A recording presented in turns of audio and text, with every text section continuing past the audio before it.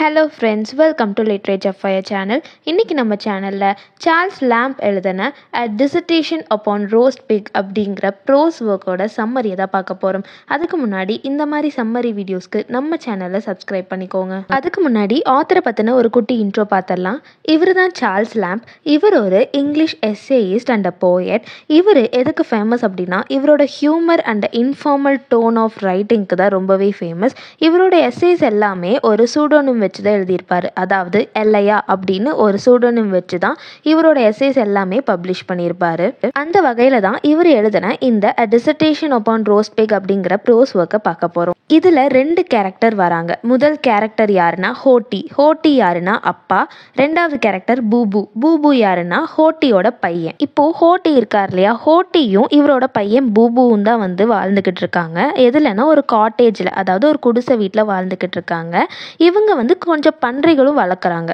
இப்போ என்ன ஆகுதுன்னா, தான் பையன் பூபு கிட்ட வந்துட்டு இந்த பன்றிகள்லாம் பார்த்துக்கோ அப்படின்னு சொல்லிட்டு காட்டேஜை விட்டுட்டு ஹோட்டி வந்து ஃபாரஸ்ட்க்கு போறாரு. எதுக்குன்னா இந்த பன்றிகள் பிக்ஸுக்கெலாம் வந்துட்டு ஃபுட் கலெக்ட் பண்ணுறதுக்காக ஃபாரஸ்ட்க்கு போறாரு. ஆனால் பூபு அதெல்லாம் மறந்துட்டு ரொம்ப விளையாட்டுத்தனமான பையன் என்ன பண்ணுறான்னா ஃபயர் வச்சு விளையாண்டுருக்கான், நெருப்பை வச்சு விளையாண்டுட்டு இருக்கான். அப்படி பூபு வந்து நெருப்பை வச்சு விளையாடும் போது கேர்லெஸ்ஸாக இருந்துட்டான். அப்போ என்ன ஆயிடுச்சு அப்படின்னா சில ஸ்பார்க் வந்துட்டு, நெருப்புலேருந்து சில ஸ்பார்க் வந்துட்டு அந்த பக்கம் ஒரு பண்டில் ஆஃப் ஸ்ட்ரா வச்சுருக்காங்க, அதாவது வைக்கப்புல் இருக்கு இல்லையா, அது வச்சுருக்காங்க. அதில் வந்து பட்டு ஃபுல்லாக ஃபயர் ஆயிடுச்சு. அந்த வீடு மட்டும் இல்லை, எல்லாமே சாம்பல் ஆயிடுச்சு. அவங்க கிட்ட லிட்டர் ஆஃப் பிக்ஸ் இருந்தது, அதாவது 9 பிக்ஸ் இருந்தது, 9 பன்றிகள் இருந்தது. அது எல்லாமே வந்துட்டு இறந்துருச்சு, எல்லாமே நெருப்பில் வந்து கருகிருச்சு. இப்போ பூபுக்கு என்ன பண்ணுன்னே தெரியல, ரொம்பவே பயப்படுறான். ஏன் அப்படின்னா சைனாவில் பிக்ஸுக்கு வந்து ரொம்பவே விலை அதிகம், ரொம்ப லக்ஸூரியான விஷயம் தான் பிக்ஸுங்கிறது.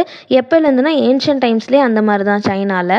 இப்போ என்ன பண்ணுறது, அப்பா வந்து கேட்டால் என்ன சொல்கிறது அப்படின்னு சொல்லி அவன் திங்க் பண்ணிக்கிட்டு இருக்கான். அப்படி யோசிச்சுக்கிட்டே இருக்கும்போது அவனுக்கு ஒரு ஸ்ட்ராங்கான ஒரு ஸ்மெல் வருது. அந்த ஸ்மெல்லை இது வரைக்கும் அவன் வந்து எக்ஸ்பீரியன்ஸ் பண்ணதே இல்லை. அந்த மாதிரி ஒரு ஸ்மெல் வருது. எங்கேருந்து ஸ்மெல் வருதுன்னு தெரிஞ்சுக்கிறக்காக பூபு என்ன பண்ணனா அப்படியே உட்காந்து பார்க்குறான். எங்கேருந்து ஸ்மெல் வருது, ஸ்மெல் ரொம்ப நல்லா இருக்கேன்னு பார்க்கும்போது அந்த எரிஞ்சு போன பன்றிகள்லேருந்து தான் அந்த ஸ்மெல் வருது.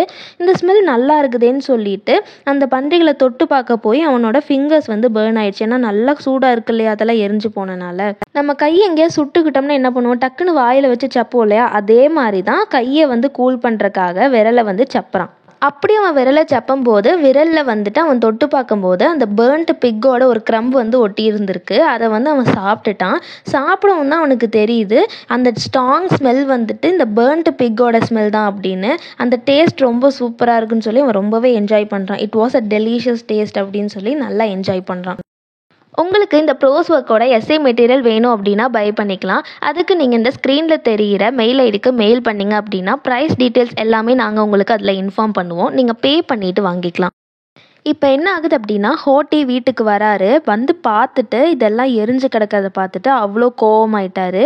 ஹோட்டி வந்து பூபுவை போட்டு நல்லா அடிக்கிறாரு. அப்போ பூபு வந்து கீப் ஆன் ஒரு வேர்டை ரிப்பீட்டடாக சொல்லிக்கிட்டே இருக்கான். அது என்ன வேர்டுனா பிக். அந்த பிக்குங்கிற வேர்டை மெனி டைம் சொல்கிறான். சொல்லிட்டு அவங்க அப்பாவை வந்துட்டு அந்த பேர்ன்ட் பிக்கை சாப்பிட சொல்லி டேஸ்ட் பண்ண சொல்லி கேட்குறான். ஹோட்டியும் அவன் சொன்னதை கேட்டு தொட போகிறாரு. தொட போடும்போது பூபு எப்படி கையை சுட்டுக்கிட்டானோ அதே மாதிரி சுட்டுக்கிறாரு. அதுக்கப்புறமா அதை சப்பி கூல் பண்ணலான்னு போகும்போது அவர் வந்து கையில் இருக்கிறத டேஸ்ட் பண்ணிட்டாரு. அதை டேஸ்ட் பண்ணோன்னா ஹோட்டியால் அந்த டேஸ்ட்லேருந்து வெளியவே வர முடியல. அப்படி ஒரு டெலிஷியஸ் டேஸ்ட்டாக இருக்குது. அதுக்கப்புறம் என்ன ஆகுதுன்னா இவங்களோட காட்டேஜ் மட்டும் ஃப்ரீக்வெண்ட்டாக வந்துட்டு பேர்ன்ட் ஆகிக்கிட்டே இருக்குது. அதாவது இவங்களோட குடிசை மட்டும் கொஞ்ச நாளுக்கு ஒருக்கா வந்துட்டு ஃபயர் ஆகிக்கிட்டே இருக்குது. முதல்லாம் அப்படி இல்லை, இப்போ வந்து இவங்க வந்து ஃபயர் பண்ணிக்கிட்டே இருக்காங்க. எதுக்காக, இந்த வந்து பேர்ன்ட் பிக்கை சாப்பிட்ணுங்கிறக்காகவே கொஞ்ச நாளுக்கு ஒருக்கா ஃப்ரீக்வெண்ட்டாக இவங்க காட்டேஜை இவங்களே ஃபயர் பண்ணுறாங்க. இப்போ இந்த ஹோல் வில்லேஜும் வந்துட்டு கண்டுபிடிச்சிட்டாங்க இவங்க வந்து பன்றிகள் எல்லாம் வந்துட்டு எரிச்சு சாப்பிட்றாங்கன்னு சொல்லி. இந்த ஃபாதரையும் சன்னையும் வந்துட்டு கோர்ட்டில் வந்து ஜட்ஜுக்கு முன்னாடி ப்ரொடியூஸ் பண்ணிட்டாங்க. கோர்ட்டில் வந்து ஜட்ஜ் கேட்குறாரு. என்ன கேட்குறாருன்னா அந்த பேர்ன்ட் பிக்கோட ஒரு சாம்பிள் கொண்டு வர சொல்லி கேட்குறாரு. கொண்டு வந்ததுக்கப்புறமா அவரும் அதை டேஸ்ட் பண்ணி பார்க்குறாரு. அவருமே அந்த டேஸ்ட்டில் விழுந்துட்டாரு. அவரால் அந்த டேஸ்ட்லேருந்து வெளியவே வர முடியல. ஸோ அதனால அவர் என்ன பண்ணுறாருனா ஹோட்டியும் பூபுவையும் ரிலீஸ் பண்ணிட்டாரு.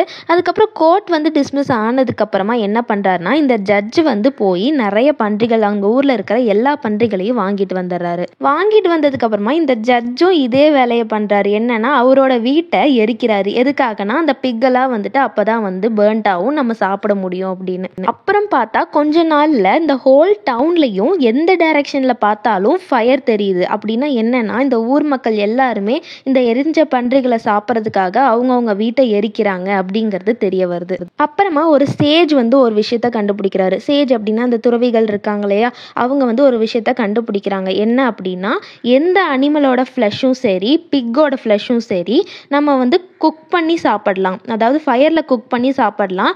இந்த ஒட்டுமொத்த வீடையும் எரிக்கணும்னு அவசியம் இல்லை அப்படிங்கிறத அவர் கண்டுபிடிக்கிறாரு. ஸோ அதுக்கப்புறமா தான் ஒட்டுமொத்த வீடையும் எரிச்சு எரிச்சு சாப்பிடணுங்கிறது அவசியம் இல்லை அப்படின்னு இந்த சேஜ் கண்டுபிடிச்சது எல்லாருக்கும் தெரிய வந்தனால எல்லாருக்கும் இந்த பன்றியோட டேஸ்ட் வந்து ரொம்ப பிடிச்சி போய் அந்த ஃப்ளஷையும் வந்துட்டு எப்போதும் போல் சமைக்கிற மாதிரி ஃபயரில் குக் பண்ணி சாப்பிட ஆரம்பிச்சிட்டாங்க. ஸோ இதுதான் இந்த prose. That was the end of the prose, a dissertation upon roast big.